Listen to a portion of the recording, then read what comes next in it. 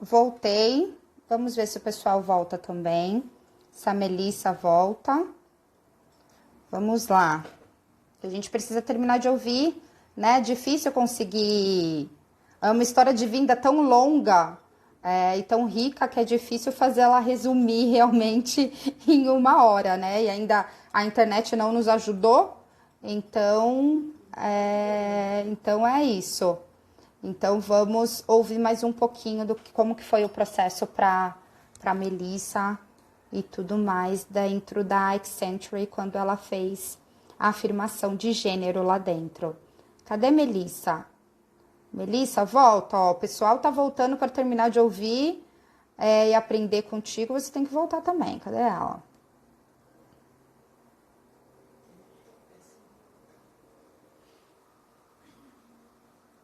Peraí, vamos ver agora. Acho.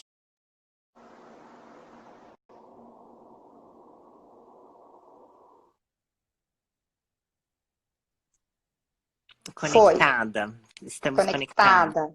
Então Isso. vamos lá. Então nós estávamos na parte que então Que eu volto. você volta. Fala um pouquinho depois desse treinamento que eles fizeram. Você sentiu um ambiente inclusivo de verdade? Os gestores falaram com a equipe deles e daí você sentiu seus colegas. Você tinha equipe de baixo abaixo, certo? Você tinha uma equipe que você Tinha, liderava. tinha. E como que foi? Você sentiu um ambiente inclusivo? Senti um ambiente inclusivo. Na verdade, eu tive uma quarentena, né? Eu tive uma quarentena que eu não era Melissa no ambiente de trabalho. Não era. Eu era um ser híbrido ali, que ninguém discutia muito se tinha uma identidade de gênero, as pessoas sabiam que tinha desconfiança que se montava, ninguém entendia muito bem, ficou um ano com peito, tinha pessoas que repararam que tinha peito, então era uma confusão geral. Então eu volto, e aí tem a grande sacada. Eu não sabia o quanto as pessoas tinham carinho por mim, né? Porque eu já trabalhava com aquelas pessoas e aquelas pessoas elas compraram a minha briga, né? Isso foi, eu acho que foi a parte mais legal e que foi o meu grande, eu quase errei, na verdade, quando eu não queria mais ver aquelas pessoas, quando mentalmente eu queria matá-las quase todas na minha cabeça. E elas me deram muito carinho, né? Foi uma equipe de aliados enorme. E isso, o que, que aconteceu? Acabou crescendo a inclusão dentro do Pride da Accenture, né? Eles falam bastante dentro do grupo do Pride que o Pride era um antes e depois que eu fiz a minha afirmação de gênero dentro da empresa, né? Isso sempre falam a todo momento. Encontro o ambiente inclusivo, encontro o ambiente com pessoas cheias de dedo, né? Era a primeira pessoa transgênera na América Latina. As pessoas não sabiam como lidar, mas elas respeitavam, né? Então, os primeiros dias foi uma confusão de pronome. Foi uma É. confusão, se chamava do nome de registro antigo. Foi uma confusão porque o Isso eu meu... quero te perguntar, Melissa. Como advogada, você vai conseguir ajudar a gente a entender sobre nome social? Como que funciona isso? O que que a lei diz, né? Então, para quem não sabe, nome social, a Melissa ela tinha outro nome. A partir do momento que ela fez a afirmação de gênero, ela escolheu o nome Melissa Cassimiro, e daí, a partir daí tem um nome social. Então, explica um pouquinho como que funciona essa mudança. Eu sei que é bem burocrática, que muitas pessoas trans, às vezes, não passam por esse processo, porque é um processo, às vezes, até do mesmo dolorido, e as empresas também não sabem como lidar. Como que eu tenho o crachá ali escrito Tubarão, e, de repente, eu vou mudar para o crachá Melissa. Então, explica um pouquinho como que foi esse processo, até mesmo burocrático, e também o que que a lei diz para gente. Hoje as empresas não, elas estão se estruturando para fazer. O que, que tem de vantagem? A gente já tem uma decisão do STJ que a gente pode ir num cartório e mudar o nosso prenome e o nosso sexo dentro do nosso registro civil. Isso é ótimo. Naquela época ainda não tinha. Então, o que eu poderia fazer era realmente como que funcionava. Eu tinha que entrar com um processo judicial. Esse processo judicial pedia laudo, ia muito da cabeça do juiz, tá? Para a empresa, como que funciona?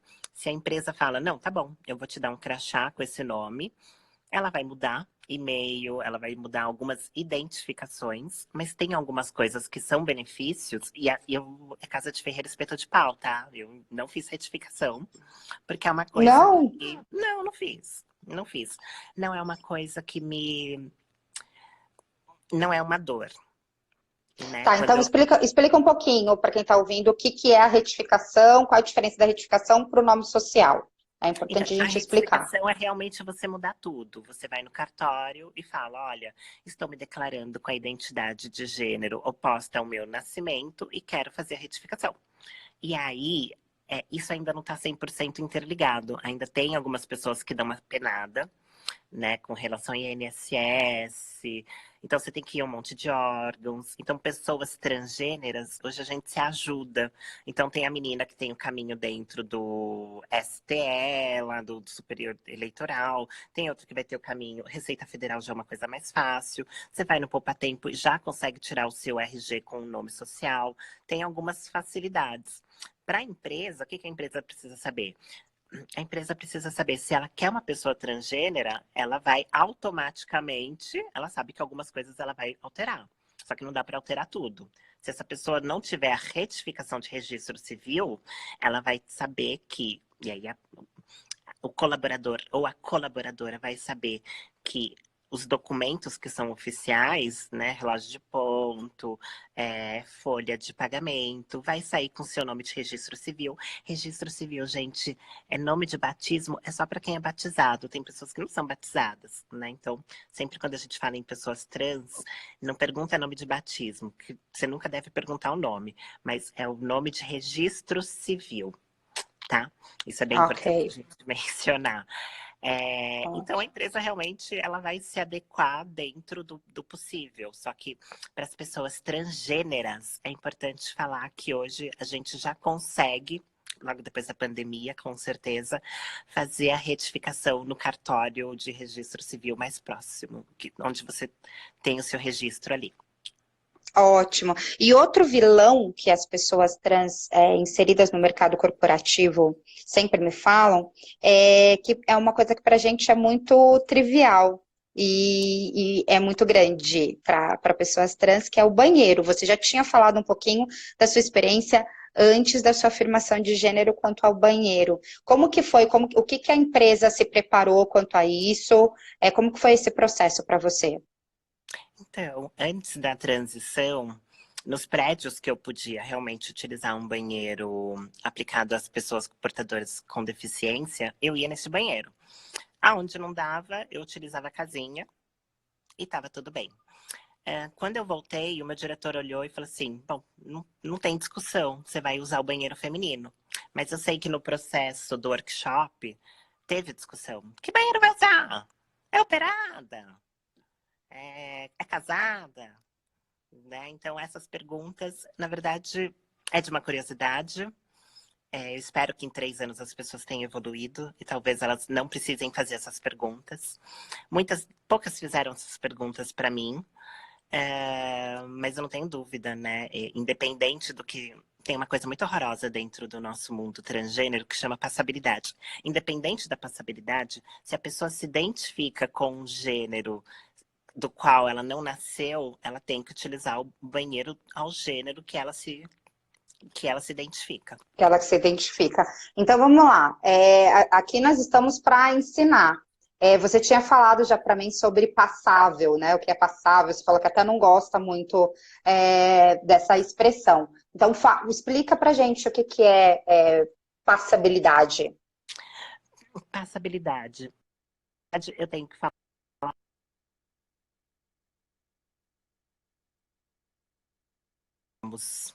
né? Porque, de uma certa forma, eu me beneficiei de passabilidade. Eu fiz cirurgia, né, para dar uma suavizada no meu rosto. Então, eu não posso chegar e falar que eu detesto de um todo a passabilidade. Mas a passabilidade, ela vai te E essa geração que tá vindo, ela é maravilhosa. Quando eu tenho Lineker, a Linda Quebrada, são meninas que realmente elas chutam, porque a passabilidade ela vai te colocar na caixa do binarismo. Ou você parece com homem, ou você parece com mulher. Né? E eu não posso esquecer que existem as pessoas não binárias. Se a gente está falando que em 1990 o boom foi de pessoas gays e lésbicas, em 2018 a gente tem as pessoas transgêneras, daqui a alguns anos as pessoas não binárias vão vir com tudo. Né? Que são pessoas que não se identificam com feminino ou com masculino, ou pessoas que são agêneros, que são pessoas sem gêneros. E a gente precisa se preparar para essas pessoas. Então, cada vez que eu falo, a minha geração, e acho que todas as gerações de trans, elas são loucas por passabilidade. Né? A minha Tá. geração era completamente maluca por passabilidade. A gente queria ser operada, a gente queria ser feminina, a gente queria ter cabelão, a gente queria ter tudo. Mas quando eu entendo que a passabilidade vai oprimir outras pessoas que não têm condições, eu crio aquele padrão que a mulher cis passa. A mulher cis tem que ter o corpo perfeito, tem que ter o cabelo perfeito, tem que ter a pele perfeita. E quem não tá naquele padrão é oprimido. Então eu acho que é muito legal da nossa comunidade trans hoje começar a falar isso. Né? A gente Tá. fala que esse mundo binário não existe. Existem outros mundos.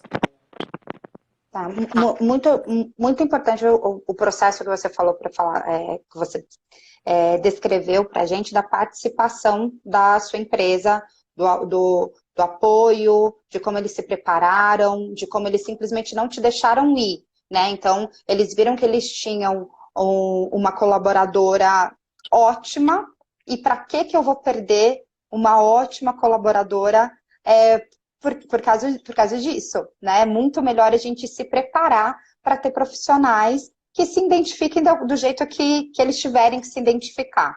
Né? Então, muito incrível isso. A Accenture, que você citou muitas vezes, ela ganhou em 2018 como a empresa mais diversa e inclusiva. O que você classifica que ela fez para merecer esse prêmio? Eu acho que da parte de transgeneridade, ela não quis ficar numa única história. Seria muito confortável para ela, toda vez que falar de pessoas transgêneras, só ter uma narrativa para apresentar. E hoje nós já somos 10 pessoas transgêneras, incluindo pessoas não binárias. Então, como é importante, né? Uma vez que você está aceitando pessoas transgêneras e você, em um processo seletivo, fala que tem pessoas trans, as pessoas trans vão procurar essas oportunidades. Lembrando, pessoas transgêneras são 10% estão ocupando o mercado de trabalho. Quando a gente fala desses 10%, eu não tenho esse número oficial, mas eu acredito que é menos de 5% que estão em empresas grandes. Ainda estamos como maquiadoras, como, né, com profissões de beleza, ou naquelas profissões que ninguém quer ver, que é o call center, Telemarketing. Uhum, né? Que é importante, acho que é importante, a gente tem que começar de alguma claro. coisa. Mas nessas grandes empresas ainda não estamos. Eu não tenho É dúvida. importante aqui mostrar quanto o corporativo está perdendo com profissionais assim ímpar, está perdendo de não absorver, né, essas pessoas. E quando a empresa apoia a diversidade, ela tem que realmente falar em diversidade de uma forma ampla, né? Então, não pode esquecer que dentro do mundo LGBT tem a sigla T. Então, eu tenho transempregos que vai ter profissionais, vai ter currículos de profissionais incríveis. Eu não tenho dúvida disso. Mas para a Century ter ganhado destaque, eu não tenho dúvida que aquele ecossistema que eu falei funciona. Né? Ou seja, patrocínio da liderança, eu tenho um ambiente seguro para pessoas LGBTs ou para qualquer de diversidade, e eu tenho um canal de denúncia seguro e imparcial, além da retenção de talentos e além de uma comunicação de uma forma muito equilibrada, né? De forma muito transparente. O que está acontecendo, né? Se você não sabe é porque você não quer. Né? Porque a todo momento vai subir um e-mail te chamando para alguma reunião de líderes falando de alguns processos de diversidade. Você tem acesso a participar do grupo de diversidade. Se você não é uma pessoa LGBT, você pode ser um aliado e participar das ações como aliado, né? De repente, eu sei que uma mulher cis não vai saber o que é ser uma travesti, mas ela pode ser, como uma aliada, ela pode ajudar na causa falando do lugar que ela está. Eu acho que isso é bem importante. É por isso que a Century Exato. alguns anos de destaque ali como uma empresa diversa e inclusiva. Perfeito. Vai, mais uma perguntinha aqui. Mas Daqui a pouco a gente já finaliza. Sim. Não podemos passar de 2 horas, não dá para ir para a terceira live, meu Deus. É a primeira vez, gente. A Cris não vai mais me deixar aí, que eu vou começar a lotar aqui. Pega só gente incrível para conversar. Na comunidade negra, nós estamos ouvindo uma polêmica sobre nomenclaturas, né? Então, o que é certo? É preto ou é negro?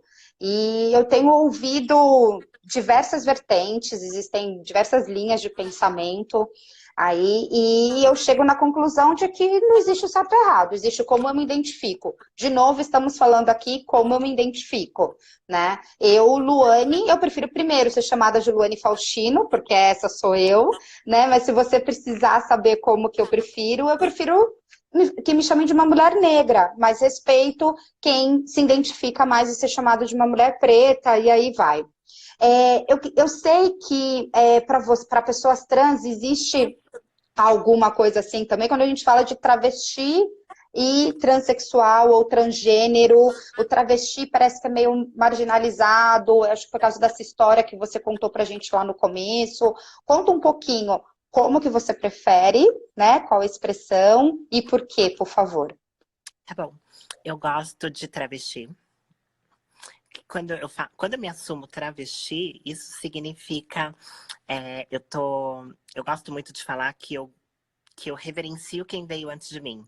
Se eu conseguir virar a maçaneta da Accenture, significa que vieram muitas tentando arrombar aquela porta e não conseguiram, né? Tiveram muitas, eu não tenho dúvida, tantas travestis e tantos homens trans e tantas pessoas não binárias, elas tentaram entrar no mercado de trabalho e não conseguiram, né? E aí, com o decorrer dos anos, eu virei aquela maçaneta, né? Então, assim, é mérito de quem veio antes, não é o mérito da Melissa, né? Eu gosto de travesti justamente por justiça a isso, né? Quando a gente fala em anos 80, naquele boom da AIDS, teve uma operação de limpeza social, né?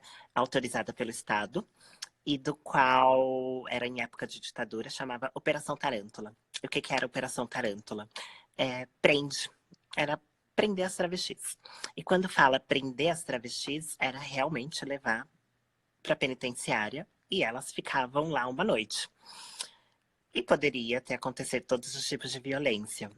E dentre elas o racismo. Dizem que as travestis negras apanhavam muito mais, né? Enquanto as travestis passáveis sofriam algum abuso sexual dos policiais, as travestis negras apanhavam muito. Então o que elas faziam? Elas se cortavam, né? Porque o policial tinha medo do sangue. Naquela época, se a gente fala que a AIDS naquela época passava até quando se compartilhava garfo, então o policial tinha pavor de sangue. Então, quando eu comecei a sair, e aí tem uma coisa que é importante falar de negritude, do apartheid que tem das casas noturnas de São Paulo, né? Quando a gente descia para os jardins, eu não vou lembrar os nomes, Sogo, eram casas de gays brancos, que a gente chama GGGG, gay, branco, magro, esse gênero. E as casas que iam Isso é um para a outro. região central eram as casas. Isso era uma outra Oi. pergunta que eu quero te fazer. Quanto que você, assim, nós sabemos que a mulher negra, ela está na base da pirâmide em qualquer indicador que você for ver, né? Então, quando pensamos em equidade de gênero, faltam 82 anos para mulheres brancas, 102 anos para mulheres negras. Quando você pensa em desemprego, a mulher negra no Brasil, ela tem uma taxa de desemprego de 16,6%, o dobro do homem branco, uma mulher branca tem 11%. Então, todos os indicadores, dentro do corporativo, mulheres executivas, nós temos só 0,4% de mulheres negras, 0,4% de executivas negras, né? Sendo que nós temos uma CEO negra no Brasil, que é a Rachel Maia na Lacoste. Então, todos os indicadores que você for ver de mulheres negras, nós estamos na base. Então, mesmo quando a gente se compara com o homem negro, que a gente sabe da luta de pessoas negras no Brasil, nós ainda estamos atrás. Você consegue, Melissa, hoje, olhar para trás e ver a dificuldade se era maior para o Tubarão no mercado corporativo, para a Melissa, quando o desafio racial fala mais rápido, mais alto do que os desafios de uma pessoa LGBTI? Sabe? Você consegue mensurar tudo isso? São momentos, né? Quando eu falo que na infância as meninas cis negras sofriam muito mais racismo, era justamente por uma questão do cabelo, né? Porque a gente exige a beleza da mulher, né? A nossa sociedade exige a beleza da mulher. Então, as meninas negras na escola sofriam muito mais. Quando eu venho para o mercado de trabalho ainda em transição, a minha preocupação era realmente não voltar para o ninho, né? Era não perder emprego. Hoje, não posso ainda perder emprego, mas hoje eu sei que eu tenho uma bagagem muito maior para enfrentar o mercado de trabalho, e hoje a questão transgênera, ela é tratada de uma forma diferente, né? Eu tenho um privilégio de ter sido reintegrada numa empresa, né? Eu sei que o processo de inclusão, ele é mais difícil, mas a gente já começa a falar, né? Hoje, o meu desafio, eu não consigo me ver em muitas lideranças, né? E aí tem a tal da passabilidade negra. Muitas vezes ainda quando eu vejo, pode ser que seja uma pessoa negra que seja um executivo negro, mas talvez ele não discuta a questão de negritude na liderança, né? Porque é um negro um pouco mais claro, não é aquele negro mais retinto, né? É o que a gente fala de colorismo, né? A gente gosta muito de falar de colorismo, mas a gente gosta de falar que as pessoas mais claras, elas têm que reconhecer o privilégio que elas têm, né? E muitas vezes essas pessoas estão em cargos de liderança, porque se é uma pessoa que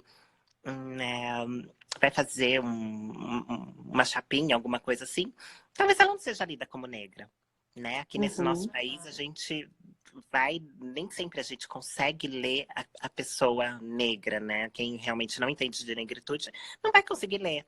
Então, o desafio diferente é esse. Entendeu, Luane?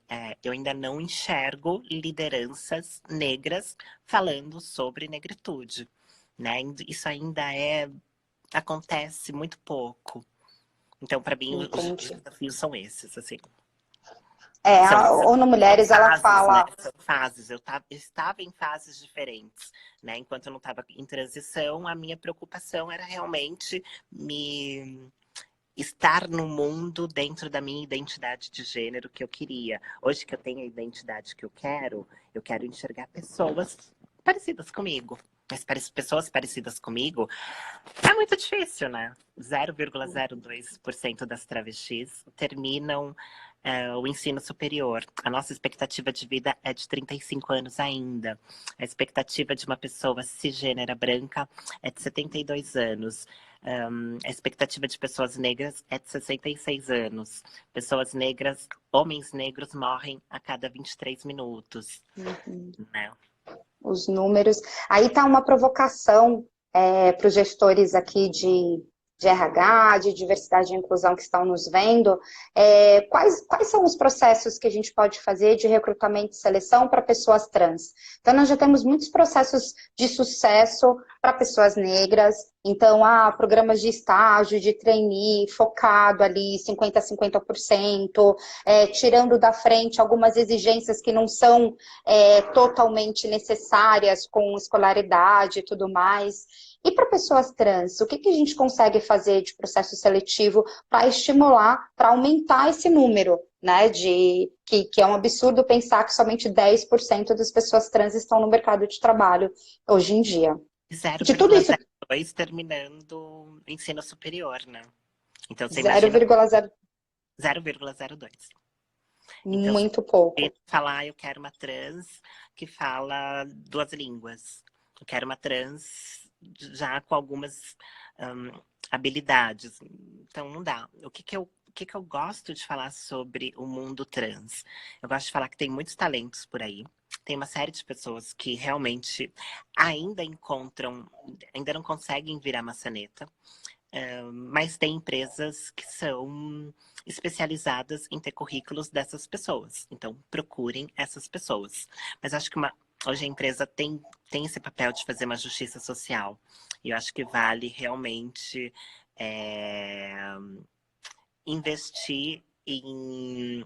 Para a população trans falta humanidade, né? Eu acho que a população trans, ela requer humanidade, ela requer acesso, ela requer cidadania, e que são coisas que pra gente é muito básica, né? Eu posso falar que eu tenho um privilégio enorme, né? Pessoas trans não têm acesso à saúde, não têm acesso a uma série de coisas, porque são opressões sistemáticas que vêm tirando a população trans de acessos básicos como escola, né?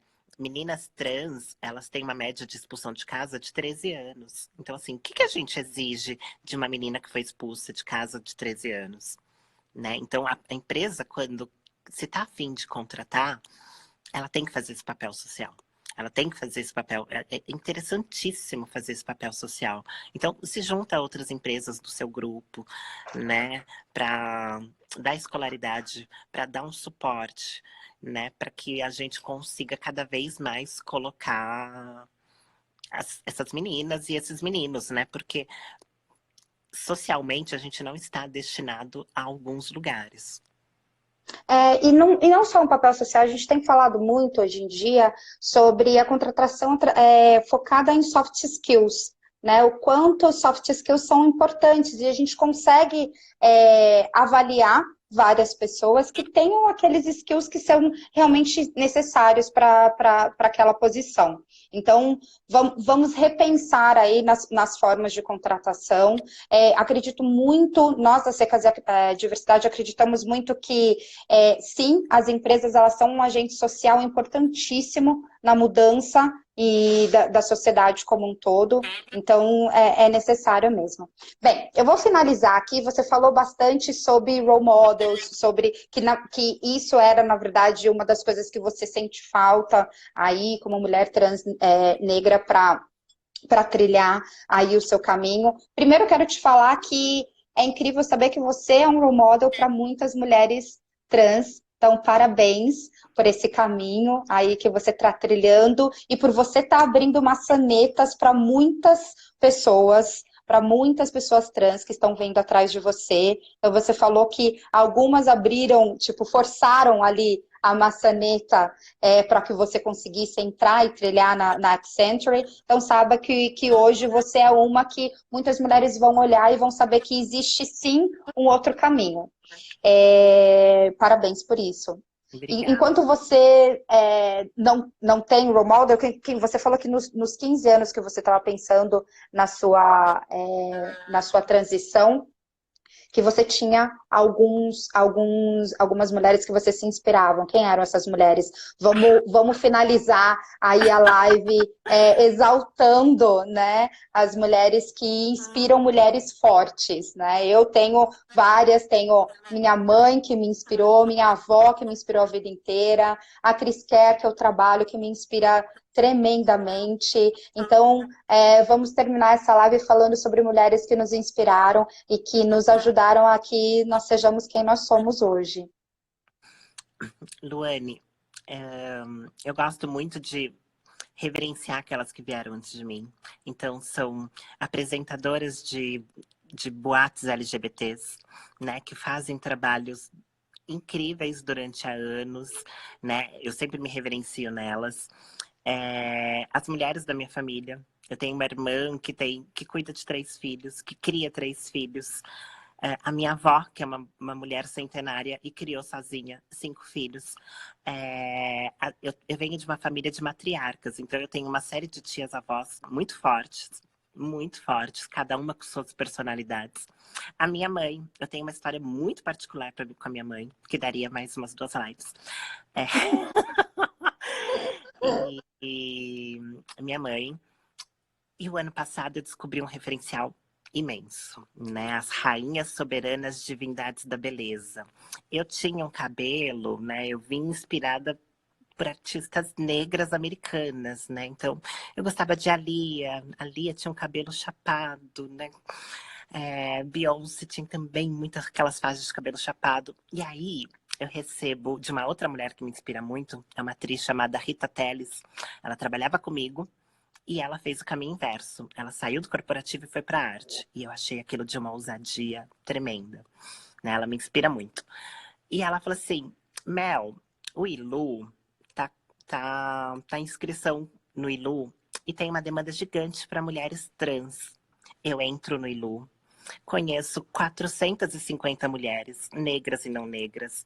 As negras recontando a história de África para África, as brancas entendendo aquela história. Mulheres muito bem-sucedidas dentro das suas posições. Eu conheço pertencimento. Né? Muitas vezes a gente não se sente pertencente a lugares, porque a gente é a minoria. Cada vez que a gente vai galgando algum passo, a gente vai perdendo o pertencimento. Eu conheço mulheres muito bem-sucedidas em todos os seus postos, e aí tem uma coisa muito interessante. A principal coisa que o Ilu fala, você é bem-vinda aqui, tem uma acolhida. Então tem o primeiro ensaio, que é uma acolhida. E essa acolhida, a mestra, que é a Beth Belly, ela me pega, ela me procura, me pega pelo braço e eu sou a primeira a tomar o axé. Isso foi uma simbologia. A mulher trans está sendo bem-vinda ao Ilu. Isso foi de uma coisa que mudou minha vida para sempre. E no segundo ensaio, eu olhei e falei, por que eu estou usando uma lace de cabelo liso se meu cabelo estava por baixo, trançado, indo e voltando? E aí eu eu assumo os cachos, que na verdade antes da transição eu já tinha, mas a minha primeira referência como identidade feminina era um cabelo liso. E aí eu solto esse cabelo, né? Então o Ilu são 450 mulheres negras e não negras que elas são modelos para mim. Que incrível, que incrível. Bem, muito obrigada pelo seu tempo, obrigada por toda essa história incrível de inspiração. Pela a minha primeira live aqui na CKZ Diversidade, acabamos fazendo 2 horas, uma fala demais, meu Deus do céu. Mas com uma história maravilhosa e linda como a sua, não tinha como. Muito obrigada, viu, Melissa? Inspiradora. Agradeço mais uma vez o convite da CKZ, agradeço a todos que estão aí, né? Muitas pessoas amigas, pessoas que vão tornar-se amigas, agradecer muito o espaço que vocês me dão sempre, né? Então, agradeço todo carinho mesmo. Obrigada. Perfeito. E obrigada, gente, que ficou com a gente até o final, que caiu e veio para a segunda live. Muito obrigada. Tchau, tchau.